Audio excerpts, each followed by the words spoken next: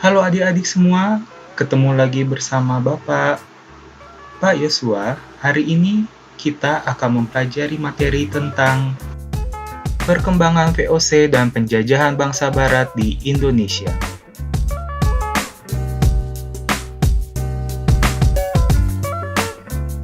Adik-adik, gedung ini adalah gedung Museum Fathahillah, di mana gedung ini dibangun pada tahun 1620. Museum Fathahillah dahulu digunakan sebagai kantor Gubernur Jenderal VOC.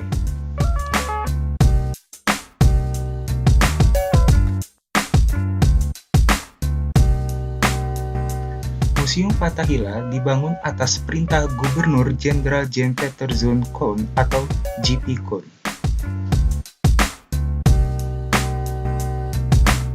Selanjutnya, kita akan mengetahui bagaimana latar belakang lahirnya VOC.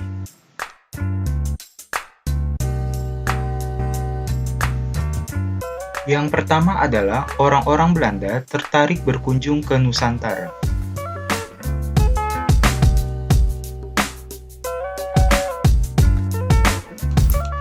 Yang kedua, adanya persaingan yang cukup keras terjadi antar perusahaan dagang orang-orang Belanda.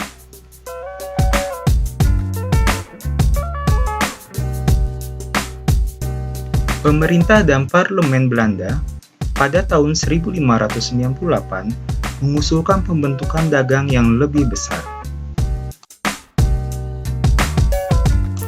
Usulan ini akhirnya terrealisasi pada tanggal 20 Maret 1602 dan diberi nama Verenigde Oost-Indisch Compagnie atau Perserikatan Maskapai Perdagangan Hindia Timur. VOC secara resmi didirikan di Amsterdam, Belanda.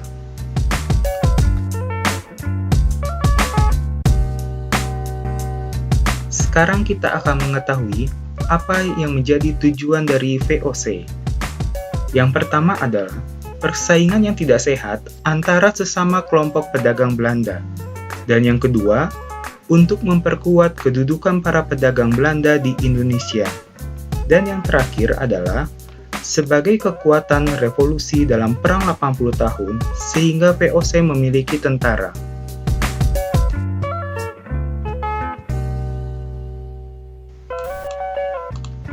VOC dipimpin oleh dewan yang beranggotakan 17 orang direktur yang diberi nama Dewan 17 atau Heeren 17, di mana Dewan 17 ini adalah para tuan, lord, duke, dan count. Selanjutnya kita akan mengetahui hak dan kewenangan VOC di Indonesia. Yang pertama adalah melakukan peperangan, kedua, mengadakan perjanjian dengan raja-raja setempat, ketiga, mencetak dan mengeluarkan mata uang sendiri, keempat, mengangkat pegawai sendiri, dan yang terakhir adalah memerintah di negeri jajahan. Namun, Dewan 17 tidak dapat menjalankan tugas sehari-hari secara cepat dan efektif. Akhirnya, pada tahun 1610, diciptakanlah jabatan Gubernur Jenderal. Gubernur Jenderal VOC yang pertama adalah Pieter Both. Pieter Both memerintah pada tahun 1602 sampai 1614. Pada tahun 1611, Pieter Both mengadakan perjanjian dengan penguasa Jayakarta. Perjanjian tersebut dilakukan supaya Belanda dapat membeli sebidang tanah seluas 50 kali 50 padam, di mana satu padam sama dengan 182 cm, yang berlokasi di sebelah timur Muara Ciliwung. Tanah tersebut menjadi cikal bakal hunian dan daerah kekuasaan VOC di Tanah Jawa dan menjadi cikal bakal kota Batavia. Selanjutnya, kita akan mengetahui keserakahan dan kekejaman VOC di Indonesia.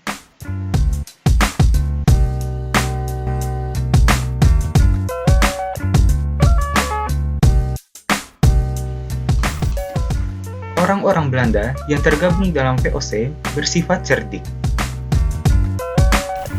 Ketika orang Belanda menguasai Indonesia, orang-orang Belanda selalu memperlakukan pribumi dengan kekerasan. Dengan ada perlakuan kekerasan tersebut, membuat rakyat Indonesia menjadi menderita. Selanjutnya kita akan mengetahui cara-cara VOC meningkatkan eksploitasi kekayaan alam Indonesia.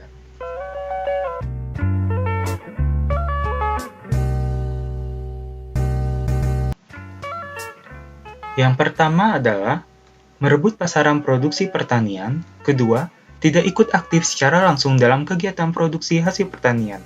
Ketiga, berusaha menduduki tempat-tempat yang memiliki posisi strategis. Keempat, melakukan campur tangan intervensi terhadap kerajaan-kerajaan di Nusantara. Dan yang terakhir adalah memperalat penguasa lokal. VOC memperluas wilayah kekuasaannya di Sumatera dan juga di Malaka. VOC berusaha menguasai Aceh, Sulawesi, dan juga Kalimantan. Bahkan, VOC berhasil memaksakan kontrak dan monopoli perdagangan dengan Raja Sulaiman dari Kalimantan Selatan.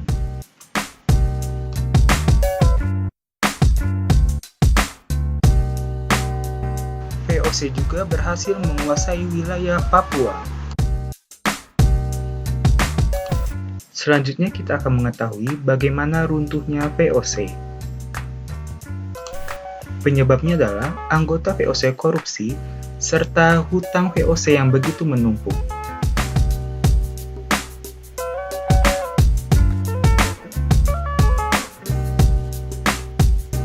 Sehingga pada tanggal 31 Desember 1799, VOC dinyatakan bubar. Setelah kita mengetahui bubarnya VOC, selanjutnya ada peristiwa penjajahan yang dilakukan oleh bangsa Inggris dan Belanda di Indonesia. Pemerintahan Batav. Pemerintahan ini dilatar belakangi oleh Belanda yang dikuasai oleh Prancis, sehingga dibentuk pemerintahan baru sebagai bagian dari Prancis yang dinamakan Republik Batav. Republik Batav dipimpin oleh Louis Napoleon.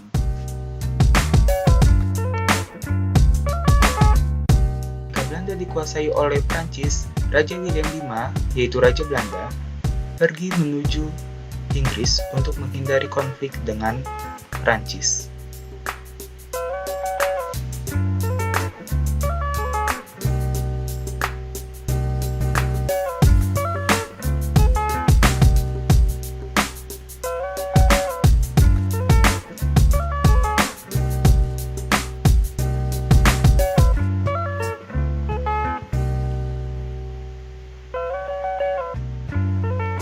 Dan Inggris menempatkan Raja William V di kota Kew. Ketika Raja William V berada di kota Kew, Raja William V mengeluarkan surat Kew. Isi dari surat Kew ini adalah memberikan wilayah koloni Belanda di Hindia untuk Inggris.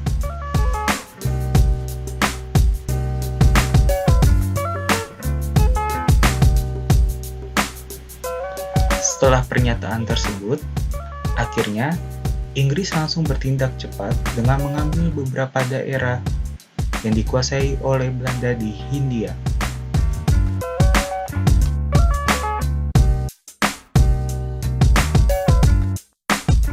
Pihak Prancis dan Republik Batav segera mengambil alih seluruh daerah bekas kekuasaan VOC di Kepulauan Nusantara dan menugaskan Herman William Daendels untuk segera menguasai wilayah Indonesia.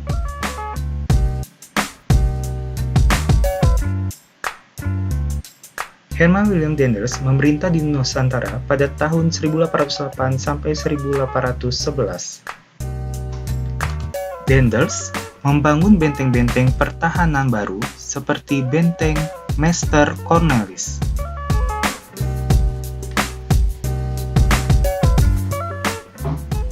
serta membangun jalan raya dari Anyer, Jawa Barat yang sekarang menjadi Provinsi Banten sampai Panurukan di ujung timur Pulau Jawa, Provinsi Jawa Timur. Tindakan Daendels untuk memperkuat kedudukannya di Nusantara, membatasi secara ketat kekuasaan raja di Nusantara, memerintah secara sentralistik, mengangkat bupati sebagai pegawai pemerintah,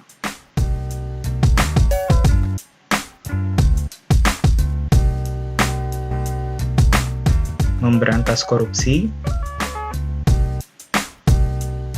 dan yang terakhir adalah pemungutan pajak kepada pribumi.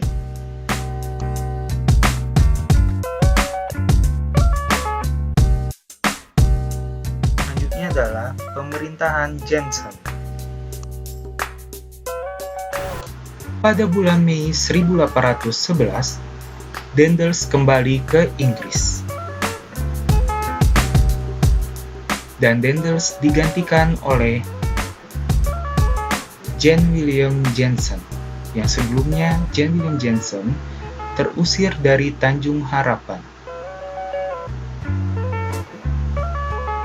Akhirnya, Lord Minto, seorang gubernur jenderal India, menugaskan kembali Thomas Stamford Raffles untuk menguasai wilayah Batavia, dan Jensen terusir dari Indonesia, dan Batavia jatuh ke tangan Inggris. Selanjutnya, kita akan mengetahui kebijakan dari Thomas Raffles. Yang pertama, membina hubungan baik dengan para pangeran dan penguasa. Kedua, peletakan desa sebagai unit administrasi penjajahan. Ketiga, penghapusan penyerahan wajib hasil bumi. Keempat, penghapusan kerja rodi dan perbudakan. Namun, pada tahun 1816, Raffles mengakhiri pemerintahannya di Hindia. Hal tersebut disebabkan karena adanya Konvensi London. Isi dari Konvensi London ini adalah Inggris harus mengembalikan tanah jajahan di Hindia kepada Belanda. Dan akhirnya, pada tahun 1816, Kepulauan Nusantara kembali dikuasai oleh Belanda.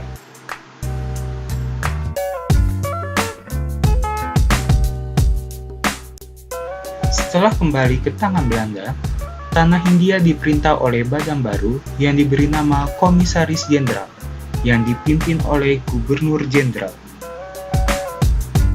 Setelah Belanda memimpin Indonesia, akhirnya terjadi perdebatan antara kaum liberal dan kaum konservatif untuk mendapatkan keuntungan di tanah jajahan. Untuk menengahi konflik ini, Komisaris Jenderal sepakat untuk menerapkan kebijakan jalan tengah. Kebijakan ini mempersilahkan kaum konservatif dan kaum liberal untuk mengeksploitasi Indonesia. Pada tahun 1829, seorang tokoh bernama Johannes van den Bosch mengajukan kepada Raja Belanda untuk melakukan sistem tanam paksa. Sistem tanam paksa ini bertujuan untuk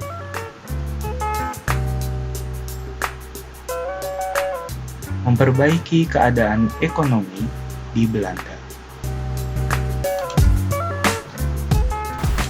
Sistem tanam paksa menimbulkan reaksi pro dan kontra.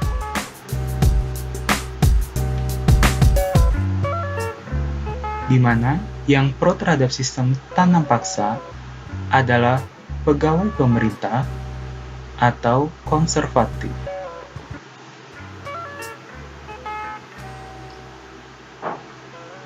Dan pihak yang kontra adalah masyarakat yang kasihan dengan pribumi. Kaum liberal menuntut pelaksanaan tanam paksa di Hindia Belanda diakhiri. Secara berangsur-angsur, tanam paksa mulai dihapus dan mulai diterapkan sistem politik ekonomi liberal.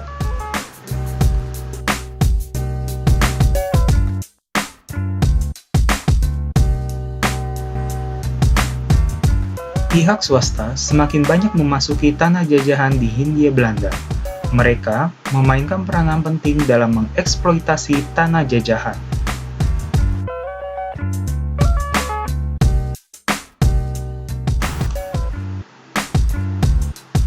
Usaha perkebunan swasta di Hindia Belanda semakin berkembang.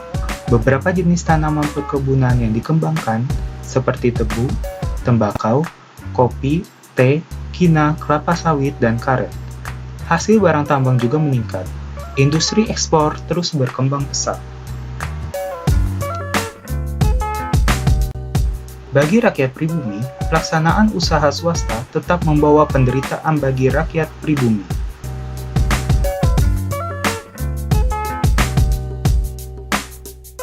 Karena rakyat masih dipekerjakan secara paksa untuk membangun jalan, terowongan, dan lain-lain. Penderitaan bangsa Indonesia semakin berlanjut. Selanjutnya kita akan mengetahui perkembangan agama Kristen di Indonesia. Agama Katolik yang membawa ke Indonesia adalah bangsa Portugis.